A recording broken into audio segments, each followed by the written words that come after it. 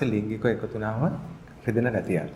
ඒ රිදෙන ගතිය සාමාන්‍ය දෙයක් නෙමෙයි. ඒක අසාමාන්‍ය දෙයක්. පුරුෂේන්ද්‍රිය ඇතුල් කරනකොට එයා අර තද වේදනාවක් එයාට ඒක නිසා එන්න පුළුවන්. දාලා ප්ලේ කරනකොට වේදනාවක් එන්න බලනවා. ෆයිබ්‍රොයිඩ් එකක් ලොකුවට තියෙනවා නම් ඒකත් බලපානවා. එන්ඩෝමෙට්‍රියෝසිස් වලදී රිදීමක් එන්න පුළුවන්. Taman එකතු වෙන්න ඕන කියන ආසාවක් ඇති වෙනවා. දෙන්නෙක් විවාහ වෙන්නේ සෙක්ස් කරන්න.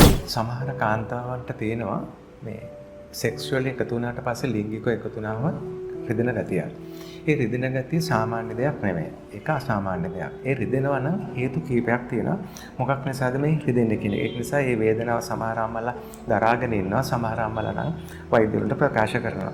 ඒ රෝග එකක් තමයි වැජිනිස්මස් කියන එක. අනිත් එක තමයි ඩිස්පෙරෝනියා කියලා කියන්නේ. ඔය ඩිස්පෙරෝනියායි වැජිනිස්මස් අතර වෙනසක් තියෙනවා. නමුත් ඒක රෝගීන්ට ලොකු වෙනසක් නැහැ.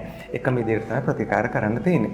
ඔය ලිංගිකව එකතු වුණාම රිදෙන හේතු කීපයක් තියෙනවා. එකක් තමයි එයාගේ සයිකොලොජිකල් ප්‍රොබ්ලම් එකක්. ඒ කියන්නේ එයාට සමහරවිට මානසිකව යම් යම් දේවල් ගැන හිතලා එයාට කවුරු හරි කියපු දේවල් අපි මෙහෙම එකතු වෙනකොට අපිට කැක්කුමක් ආවා කියන එක එයා හිතා ගන්නවා මටත් එහෙම රිදෙයි කියලා. එකක් ඒක. එහෙම නැත්නම් එයා පොතක ෆිල්ම් එකක එයා දැකලා තියෙනවා මේක එකතු වුණාම වේදනාවක් තියෙනවා කියලා. ඒකත් එයා ඔළුවට අරගෙන එයාටත් රිදෙයි කියලා හිතනවා.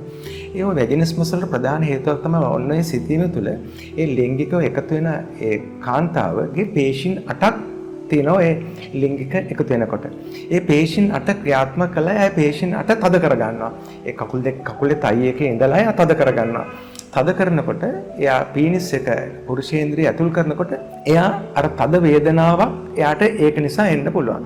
ඒක ගොඩක් කලාවට ඒක සයිකොලොජිකල් ප්‍රොබ්ලම් එකක්. ඒ සයිකොලොජිකල් ප්‍රොබ්ලම් එක නිසා තමයි එයාට ඒක වෙන්නේ. කවෙන් අර අහලා කවුරු හරි කියලා එහෙම දෙයක් නිසා වෙන්නත් පුළුවන්.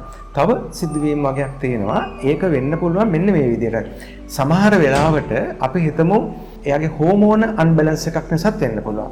ගොඩක් වෙලාවට ඊස්ට්‍රජන් කියන හෝමෝනේ අඩු වුණොත් එයාට සෙක්ෂුවල් තියෙන ආසාවත් අඩු වෙනවා. ඒ වගේම එයාගේ යෝනි මාර්ගය ඇතුලේ තියෙන ලුබ්‍රිකේට් ගතිය, ඒ කියන්නේ සෙක්ෂුවල් එකතු වෙනකොට එහාට මෙහාට යන්න තියෙන ඒ ගතිය අර ඒකෙන් අඩු වෙනවා. එතකොට අර වෙට් වෙන ගතියක් එන්නේ නැහැ රෝගීන්ගේ.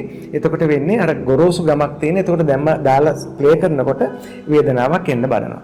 එතකොට ඒකත් එක හේතුවක්. එතකොට හෝමෝන නිසා වෙන්නත් පුළුවන්. එහෙම නැත්නම් එයාගේ අර සයිකොලොජිකල් ප්‍රොබ්ලම් එකක් නිසා ඒක වෙන්නත් පුළුවන්.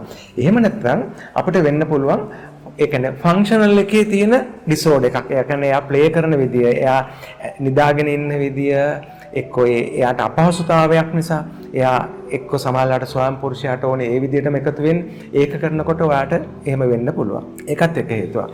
අනිත් එක තමයි ඇනටොමිකල් ඩිසයින් එකේ මොනවා හරි යම් විදිහකට යෝනි මාර්ගයේ ඒ පිහිටීමේ වෙනසක් තියෙන නිසාත් ඔය කියන තත්ත්වයක් එන්නත් පුළුවන්. තවත් විදිහකට ෆයිබ්‍රොයිඩ් එකක් ලොකුවට තියෙනවා නම් ඒකත් බලපානවා.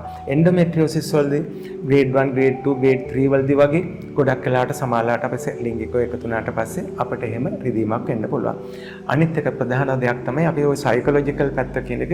ඒකෙදි වෙන්නේ ගොඩක් වෙලාවට තමන් අකමැති කියලා හිතාගෙන තමයි එකතු වෙන්න බලන්නේ. දැනන්නේ සමහරවිට තමන්ගේ ස්වාම පුරුෂයා ඉල්ලන නිසාම මේක දෙන්න හදනවා. හොඳට මතක තියාගන්න සෙක්ස් කියලා කියන්නේ කයෙන් විතරක් වෙන දෙයක් නෙමෙයි. කයයි මනසයි දෙකම එකතු වෙන්න ඕන. අර තමන්ට ඩිසයර් එකක් එන්න ඕන. තමන් එකතු වෙන්න ඕන කියන ආසාවක් ඇති වෙන්න ඕන. එහෙම නැතුව තමන් මේක දෙන්නම් වාලේ දෙනවා නම් තමන්ට කිසි සතුටකුත් නැහැ. ඒ අසතුට තුල එයාට වේදනාවක් ඇති වෙන්න පුළුවන්. ඒක නිසා තමන් මුලින් මනසෙන් හිතෙන්න ඕන මං අද හස්බන්ඩ් එක එකතු වෙනවා නැත්නම් පාර්ට්නර්ත් එක්ක එකතු වෙනවා. අන්නේ සතුට තුල එකතු වීම අපිට අර වේදනාව අයින් කරගන්න පුළුවන්. මේ වේදනාව තදින් දිගටම තියෙනවනම් තමන්ගේ වෛද්‍යවරයා හම්බ වෙන්න. වෛද්‍යරට ඔක්කොම දේවල් එයාට කියන්න. එයා හරියට තීරණය කරයි ඔයාට මොකද්ද තියෙන්නේ කියලා. අර සයිකොලොජිකල් පැත්ත තමන්ම හිතෙන් හිතාගන්න. අර තමන් ඒ ඩිසයර් එක ගන්න ඕන. ඒ කියන්නේ මම අද ලිංගිකව එකතු වෙනවා. මම මේක ආසාවෙන් එකතු වෙනවා. එහෙම ආසාවෙන් හිතන්නේ නැතුව කිසිම දෙයක් කරන්න බෑ. ඕනම දෙයක් තමන් ආසාවෙන් නෙමෙයි නම් කරන්නේ. ඒක තමන්ට වදයක් වෙනවා. අන්නේ වදයක් කරගන්න නැතුව ලිංගිකව එකතු වෙන්න. ලිංගික එකතු වෙනවා කියන්නේ විවාහක යුවලකගේ ප්‍රධානම කාර්යය. දෙන්නෙක් විවාහ වෙන්නේ සෙක්ස් කරන්න. ඔන්න ඕක ආසාවෙන් එකතු වෙන්න. එතකොට සාර්ථක පෞල් ජීවිතයක් දරුවෙක් හදන්න පුළුවන්. ඕගොල්ලන්ගේ ජීවිතෙත් සතුටින් ඉඳින්න පුළුවන්. බොහොම ස්තුතියි.